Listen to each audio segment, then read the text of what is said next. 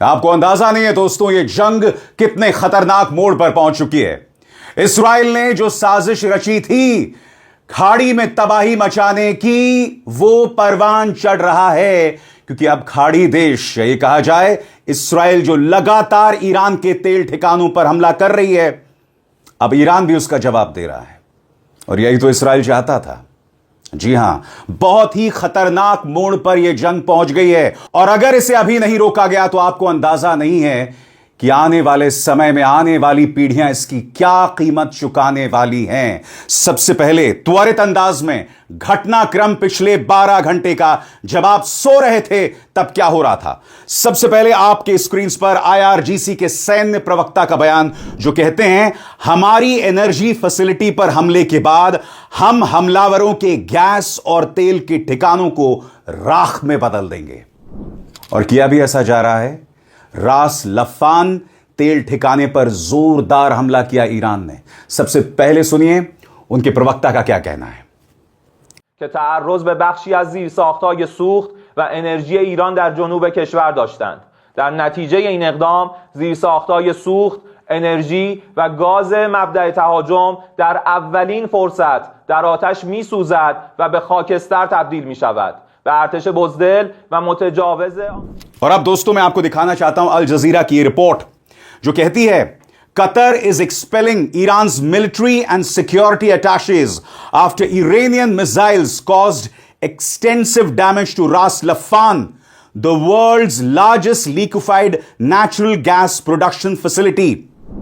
सरल शब्दों में कहा जाए, यहां LNG की प्रोडक्शन होती है रास लफान, और यहां पर ईरान ने हमला किया है। क्यों? क्योंकि ईरान के तेल ठिकानों पर लगातार इस्राइल हमला कर रहा है। क्या हमला किया गया है वो भी मैं आपको बताऊंगा, और रास लफान इसके मायने क्या हैं वो भी मैं आपको समझाने वाला हूं, मगर सबसे पहले अल जजीरा की रिपोर्ट देखिए। These attacks that Qatar Energy has confirmed in the past couple of hours on the Ras Laffan industrial complex, which it says was the target of a missile attack by Iran, which has caused large fires at that facility and what it calls extensive damage. It says that its emergency teams responded immediately to that attack and are now trying to, as we speak, contain those fires. They say all personnel at that complex are accounted for, and at the moment there are no reports of any injuries, but this is a massive escalatory attack by Iran on Qatar's energy infrastructure. This complex, which is in the northeast of the country, it is the world's biggest liquefied natural gas production facility. We've had a very strong statement from Qatar's Ministry of Foreign Affairs in which they have strongly condemned and denounced this attack, and they have said that Iran is dragging this region into the abyss. Now they have this evening also announced that they are expelling the military attaché and the security attaché from the Iranian embassy in response to this attack. Iran ने एक ही रात में 9 देशों पर हमला कर दिया, जिसमें दुनिया के 7 सबसे अमीर देश भी हैं। यह तेहरान का जवाब था जब आज पहले इस्राइल ने दुनिया के सबसे बड़े साउथ पार्स गैस फील्ड पर हमला किया था। पूरे युद्ध का अब तक का सबसे तेज जवाबी हमला, और अब ईरान दुनिया का अकेला देश बन गया है जो एक साथ इतने अमीर देशों पर हमला कर रहा है। Number 1 Israel. सेंट्रल इस्राइल पर बैलिस्टिक मिसाइल और क्लस्टर हथियार इस्तेमाल हुआ।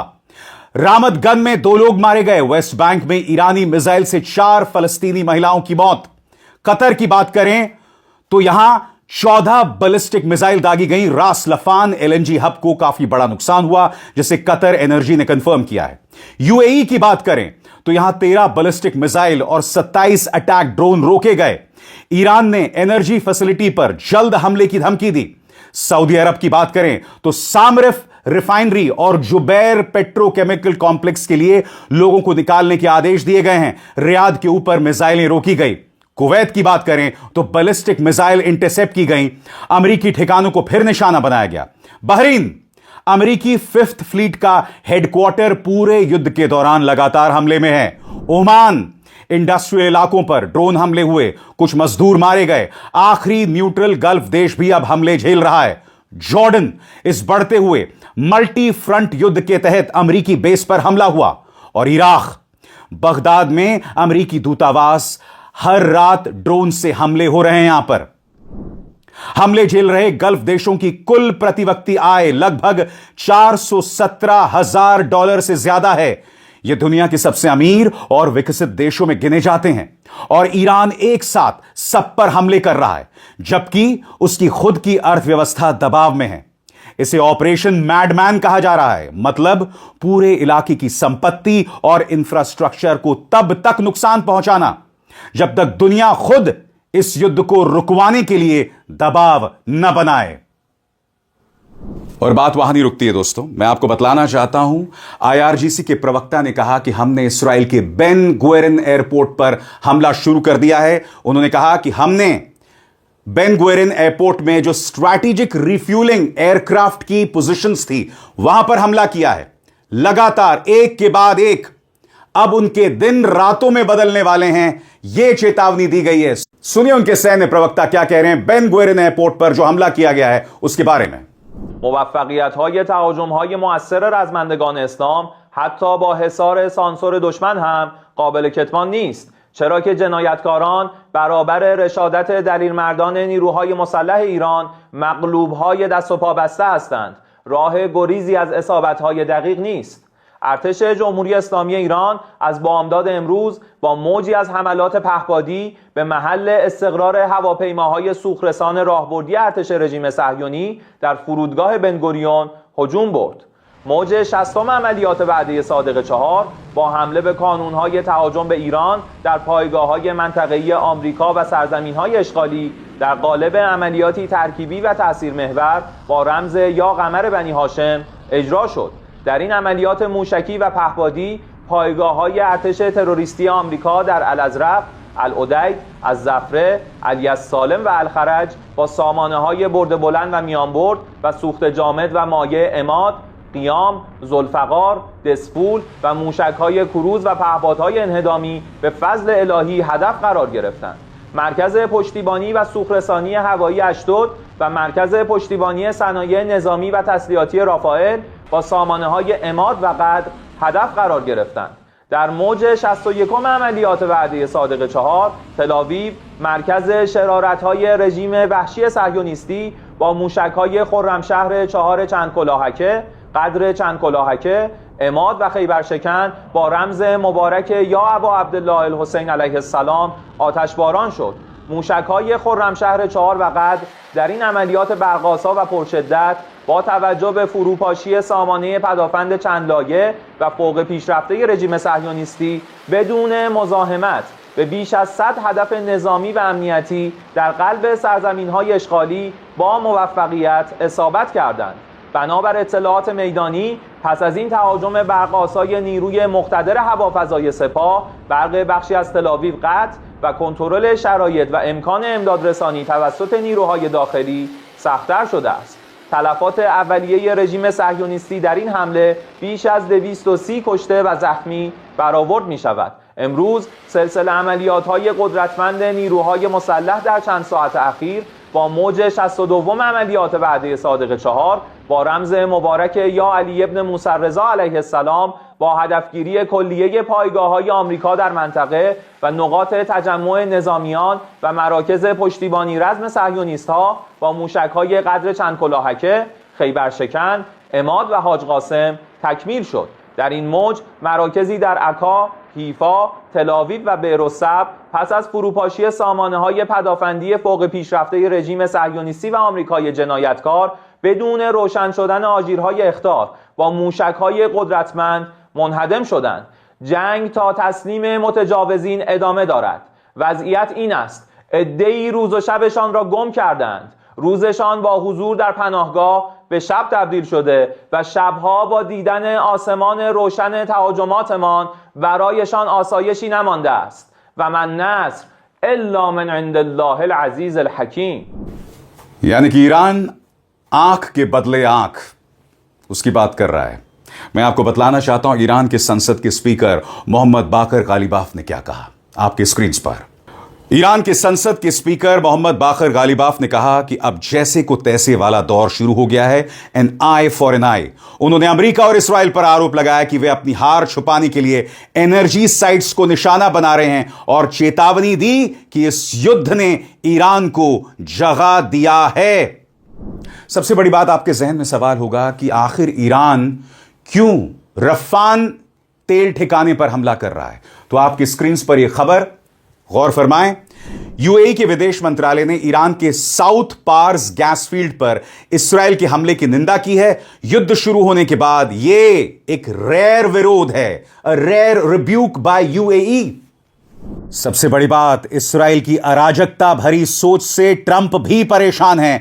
आपकी स्क्रीन पर अल जजीरा की खबर, breaking, president Trump criticises Israel's raid on Iran's South Pars gas field, saying the US and Qatar were unaware and adds that no more attacks will be made by Israel.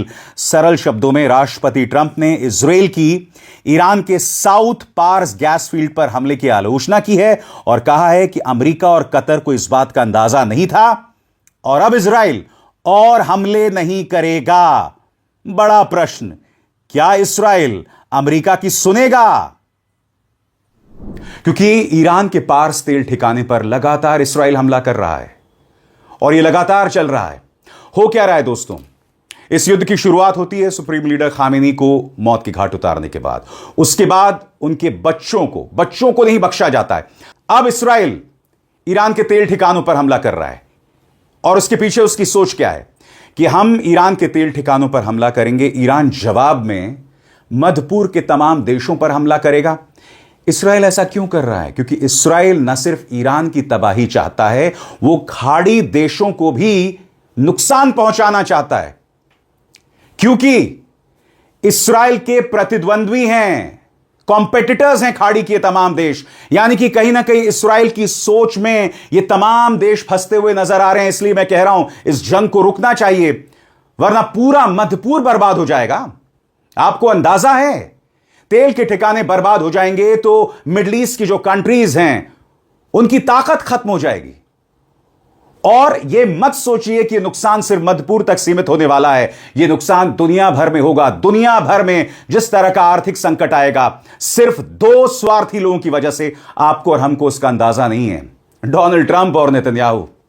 मगर जैसे कि मैंने बताया, रास लफान पर हमला हुआ, इसके मायने क्या हैं? यह हमला बहुत मायने रखता है, ईरान की यह जवाबी कार्रवाई बहुत मायने रखती है। अब मैं आपको बताने वाला हूं। और दोस्तों, हां, इंतजार कीजिएगा, अमेरिका का दोगलापन। अब अमेरिका औपचारिक तौर पर, उनकी जो इंटेलिजेंस कमेटी है वो ये कह रही है कि ईरान के पास हमें ऐसे कोई प्रमाण नहीं है कि ईरान न्यूक्लियर एनरिचमेंट कर रहा था। यह सेनेट के सामने दिया गया बयान है। अरे भाई, तो फिर हमला क्यों किया? बहरहाल, रास लफान पर जो ईरान ने हमला किया उसके क्या मायने हैं, अब आपके स्क्रीन पर आ रहा है। कतर की सरकारी पेट्रोलियम कंपनी के मुताबिक रास लफान इंडस्ट्रियल साइट पर मिसाइल हमलों से काफी बड़ा नुकसान हुआ है। रास लफान उन जगहों में शामिल था जिन्हें ईरान ने पहले ही चेतावनी में कहा था कि अगर उसके साउथ पार्स गैस फील्ड पर हमला हुआ तो वो निर्णायक कार्रवाई करेगा। अभी तक जो जानकारी सामने आई है उसके मुताबिक नुकसान गंभीर है, लेकिन अभी सिर्फ सामान्य तौर पर बताया गया है। हर यूनिट का अलग अलग डिटेल नहीं दिया गया है। काफी बड़े नुकसान का क्या मतलब है? कतर एनर्जी और अधिकारियों के मुताबिक कई मिसाइल गिरने से रास लफान के कुछ हिस्सों में बड़ी आग लग गई है। इमरजेंसी टीम ने आग पर काबू पा लिया है और सभी कर्मचारी सुरक्षित हैं। अभी तक किसी के मारे जाने की खबर नहीं है। अधिकारियों ने साफ कहा है कि इंडस्ट्रियल कॉम्प्लेक्स को काफी नुकसान हुआ है, लेकिन अभी यह नहीं बताया गया है कि कौन कौन से एलएनजी प्लांट, टैंक, पाइपलाइन या जेटी को कितना नुकसान हुआ है। स्वतंत्र और आजाद पत्रकारिता का समर्थन कीजिए, सच में मेरा साथी बनिए। बहुत आसान है दोस्तों, इस ज्वाइन बटन को दबाइए और आपके सामने आएंगे ये 3 विकल्प, इनमें से एक चुनिए और सच के इस सफर में मेरा साथी बनिए। अगर आपके जहन में सवाल होगा दोस्तों कि इसका ऑपरेशनल और ग्लोबल असर क्या पड़ेगा, सरल शब्दों में आपके स्क्रीन पर, रास लफान कतर के एलएनजी एक्सपोर्ट का मुख्य केंद्र है और इसे दुनिया का सबसे बड़ा एलएनजी एक्सपोर्ट हब माना जाता है, जो आमतौर पर दुनिया के करीब 20% एलएनजी सप्लाई देता है। कतर पहले ही इस संकट के दौरान यहां से एलएनजी प्रोडक्शन रोक चुका था। आज का हमला उसी रुकावट को और बढ़ा रहा है। मार्केट एक्सपर्ट्स इसे किस तरह से देख रहे हैं? यह एनर्जी वॉर का बहुत बड़ा एस्केलेशन है, खासकर साउथ पार्स नॉर्थ डोम गैस फील्ड को लेकर। एलएनजी सप्लाई और कीमतों पर मध्यम से बड़ा असर पड़ सकता है। यह इस पर निर्भर करेगा कि कतर कितनी जल्दी मरम्मत कर पाता है। तो ये तमाम चीजें दोस्तों जिसे हम नजरअंदाज नहीं कर सकते। कतर ने ईरान को क्या हिदायत दी है और इसके अलावा इस इलाके की पिछले 12 घंटों की क्या बड़ी ब्रेकिंग न्यूज है। जब आप सो रहे थे, अब आपके स्क्रीन पर आ रही है एक एक करके। दोस्तों, कतर ने ईरान के सिक्योरिटी और मिलिट्री अधिकारियों को देश छोड़ने का आदेश दे दिया है, क्योंकि ईरानी मिसाइल हमले से रास लफान के उसके मुख्य गैस प्लांट को काफी भारी नुकसान हुआ है। इस बड़ी ब्रेकिंग न्यूज पर गौर फरमाएं। इस्राएल की साजिश यहां पर कामयाब होती दिख रही है। कतर वर्सेस ईरान, यह साफ तौर पर दिख रहा है। बड़ा प्रश्न, क्या खाड़ी देश भी अब ईरान पर हमला करेंगे? क्या उनमें हिम्मत है?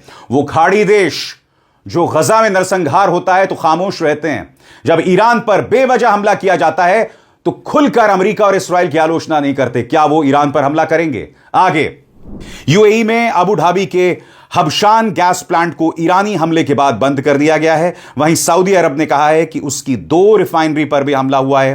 रियाद ने कहा कि ईरान पर जो थोड़ा बहुत भरोसा बचा था वो भी पूरी तरह टूट गया है। ये घटनाएं तब हुई जब इस्राएल ने उत्तरी बंदर अंजली में ईरान की नौसेना पर हमला किया और साउथ पार्स गैस फील्ड को भी निशाना बनाया। ईरान के राष्ट्रपति मसूद पेज़ेश्कियान ने चेतावनी दी कि उसके काबू से बाहर वाले नतीजे हो सकते हैं और पूरी दुनिया अपनी चपेट में ले सकते हैं।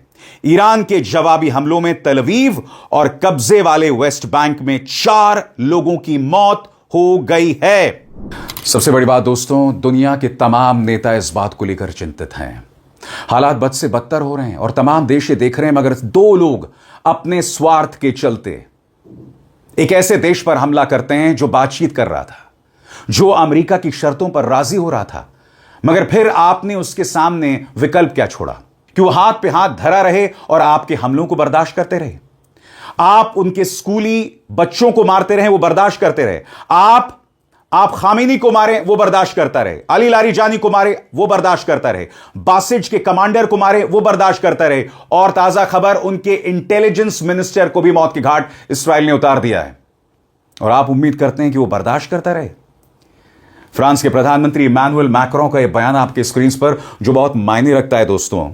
उन्होंने अपील की है, मैंने कतर के अमीर और राष्ट्रपति ट्रंप से बात की। आज ईरान और कतर में गैस प्रोडक्शन फैसिलिटी पर हुए हमलों के बाद हम सबके हित में है कि बिना देरी के ऐसे हमलों पर रोक लगाई जाए जो सिविलियन इंफ्रास्ट्रक्चर को निशाना बनाते हैं, खासकर एनर्जी और पानी की सप्लाई वाली जगहों को।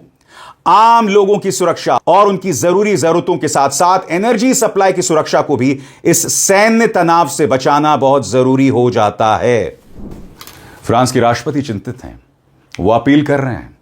सबसे बड़ी बात, ट्रंप को एक के बाद एक करारा तमाचा पड़ रहा है।